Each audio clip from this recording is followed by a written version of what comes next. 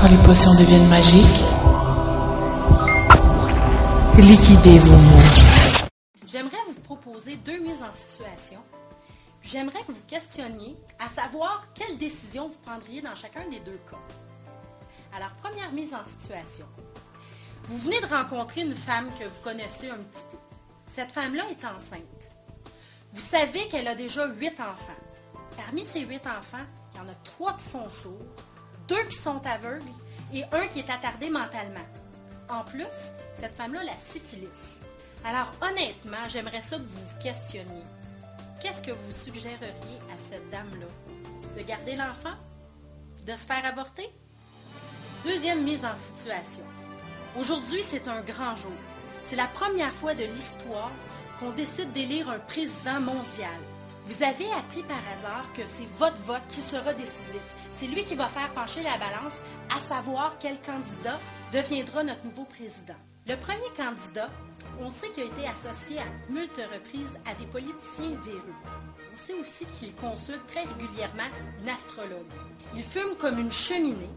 Il boit de 8 à 10 martinis par jour, puis il trompe sa femme de façon régulière. Le deuxième candidat a été renvoyé au moins à 2 reprises de ses emplois.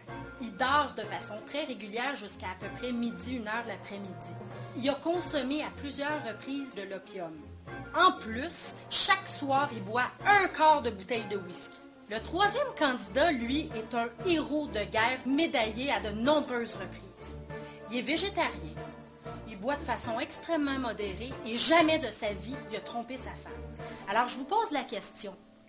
Lequel de ces 3 candidats-là vous verriez à la présidence du monde? Si vous avez choisi le premier candidat, vous venez d'élire à la tête du monde Franklin Roosevelt.